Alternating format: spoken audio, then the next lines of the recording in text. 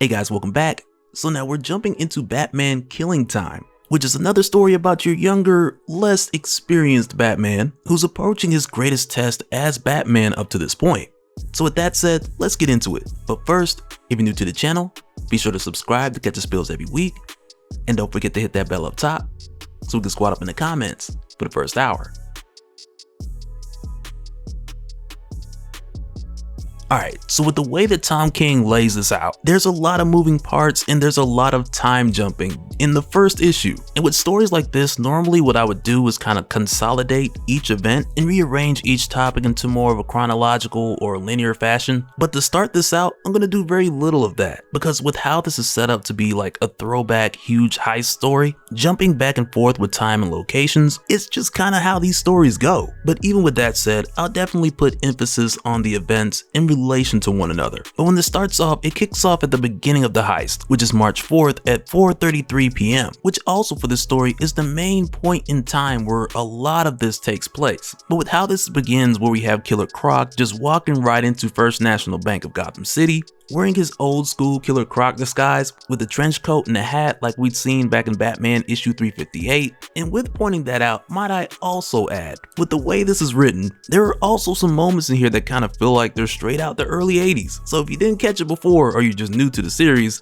be ready for that. But of course, with how this is laid out, we're not given a specific year, but instead we get a number of other indications as far as what period of time this is in Gotham. But as Killer Croc makes his way into the bank, he passes a security guard. And it's here where we find out that 3 days prior to this huge heist, this security guard was at the Iceberg Lounge. And while he was there watching the entertainment and not blinking, he was informed by the bartender that his boss wanted to make a deal with him, to where this lucky man would get a private room with the young lady that was dancing, giving him eye contact the whole night, which was clearly part of the setup. But with this arrangement being made, he would pretty much just let the bank robber walk in and make his way to the counter without giving him any hassle. Because even at this time, Killer Croc, he's well known, so even still for him, a little attention at the door could be too much attention. So for that reason, security guard Julian, he just lets Killer Croc go by. And mind you, along with this deal that he had made with the Iceberg Lounge owner, Julian was really in a tough spot because he found out on March 3rd that this quote-unquote private room was anything but private, because this whole time in that room with that dancer, it had all been taped. So for Julian, either he cooperated or his wife and his family would have found out that he got caught slipping at the Iceberg Lounge,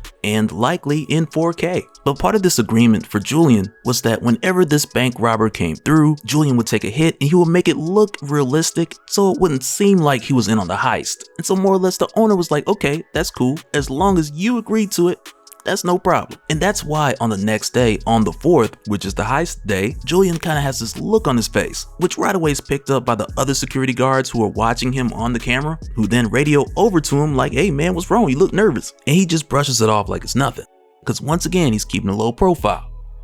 And so about an hour earlier to this heist, roughly an hour earlier to Killer Croc walking to the counter. And it's here we find Selina Kyle in the blonde giving tennis lessons to a Mrs. Barrington, who we'll talk about a bit more in a moment. But at this current time when Killer Croc makes his way to the bank teller, to where now it's about 4:53. But when he gets to the teller, who reminds me of that dude from The Office, I can't think of his name right now. But when Croc asks for all the money in a low and subtle voice, to where then the teller asks Croc to repeat himself, which from there ended up getting this dude snatched through the glass, and not long after the alarm just goes off. But at this point in time, Jim Gordon, he's newly become commissioner, which again is something we're showing here to kind of paint the picture of when this is taking place. But at this point for Commissioner Gordon, when the word reaches his desk as far as the break-in at the First National Bank of Gotham, and it's here where Sergeant Ross just runs in the office of Commissioner Gordon, and you can tell it's really new to Sergeant Ross as far as coming to Gordon and telling him like, it's time to call you guy in a bat suit, without actually saying those words at the precinct. But then Sergeant Ross, he starts describing Killer Croc, which is how he should have started this conversation.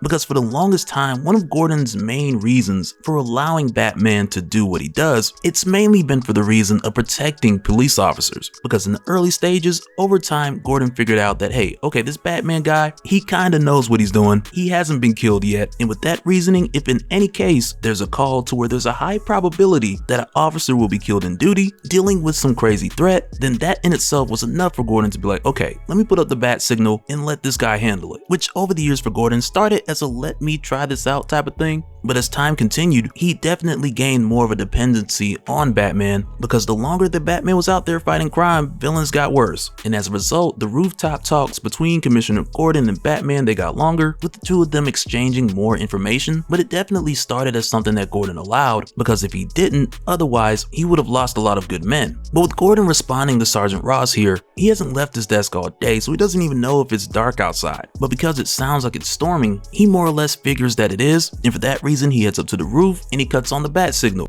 which at this point in time, it's 5:03 in the afternoon, to where, just for reference, we're looking at 8 minutes after the bank alarm had sounded. But also, I feel like I gotta say, like, had this been a bright and sunny day, the bat signal wouldn't have went up for another hour, or an hour and a half at that, because for March 4th on the East Coast, it'll get dark around 6:30ish in Detroit, which is pretty much where Gotham City is in DC Comics. So Batman would have been sitting somewhere like, oh, not yet, not yet. But fortunately, it was stormy this afternoon, so a couple of officers got to sit back and relax. But at this point, when we jump back to Selina Kyle at 4:25 p.m., which for reference, this is 16 minutes before Killer Croc steps into the bank. But it's here where we see her with Mrs. Barrington, to where they're having tea after tennis lessons. And at this point, nothing significant happens just yet, but it's here where we're shown that Mrs. Barrington, she keeps security around her regularly, because with the type of work that her husband does, he wouldn't want anyone to make their way to his wife and place her in danger in order to create some type of leverage, which, as we come to find out, is exactly what has already happened. Because from here, as we jump forward to about 5:12 p.m., which is roughly 10 minutes after the bat signal had went up, and it's here where we find that right on schedule, Mr. Barrington has stepped into his office to stretch, which is an office that is just below the main floor of the United Gotham Bank. But while he's in his office, he's visited by the Riddler, who posed as someone from the central bank who needed to speak with Mr. Barrington on security. But when Nigma got there, he immediately told Mr. Barrington that he's about to receive a call from his wife, and it would be in Mr. Barrington's best interest to answer that call. Because leading up to this point, while Selina's been making small talk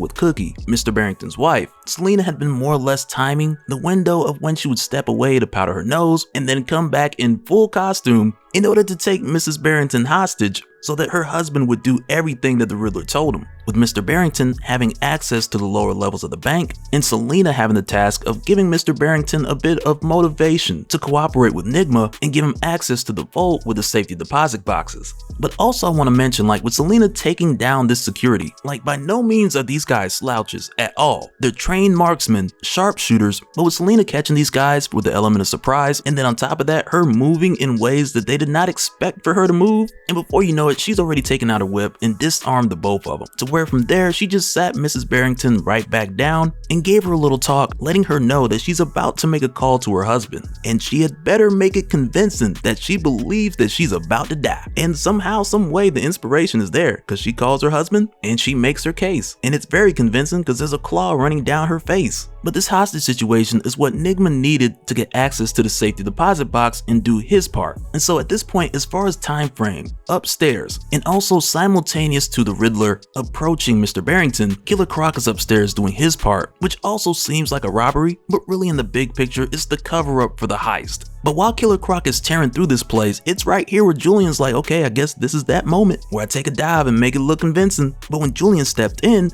Killer Croc hit this dude without holding back whatsoever, snapping Julian's neck and killing him. To at this point, at 5:16, Batman's arrived just shortly prior, with Killer Croc on the other side of the counter, and at this point, Batman has no clue about Edward Nigma being downstairs, getting ready to hand the phone to Mr. Barrington. But also with what I mentioned earlier about us seeing a bit more of that classic early 80s type Batman, like, this is what I'm talking about. Because it's here when he's behind the counter and he disguises his voice like he's another teller, and he disguises his voice to get Killer Croc's attention, like, "Sir, I think I could help you."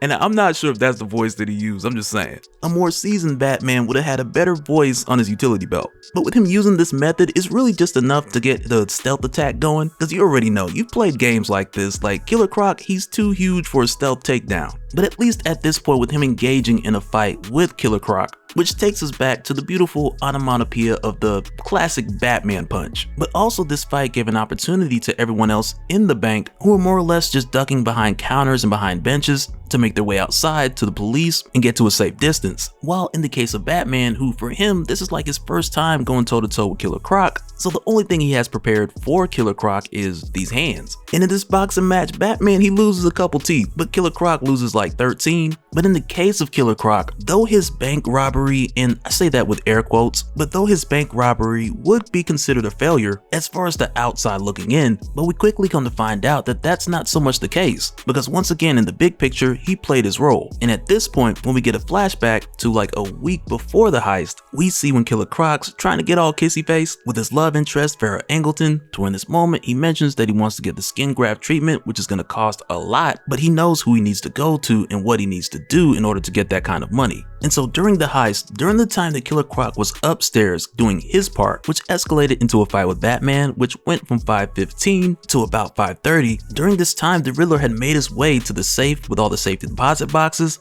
But even still, he had to figure out which box out of 347 unmarked boxes was the right one. Which for Nigma in this moment, with how it's done, it's like it's a bit of a riddle that he had to solve to find this box and retrieve this item, of which at this point we're not told exactly what it is. But precisely at 5:29, as Killer Croc is getting knocked out inside the bank, Selina Kyle's already made her way there to pick up Nigma, and as they leave, he allows her to take a peek at the score. But again, we don't see it, and all we know is that they got what they came for, and from here it's time for them to go and meet their boss.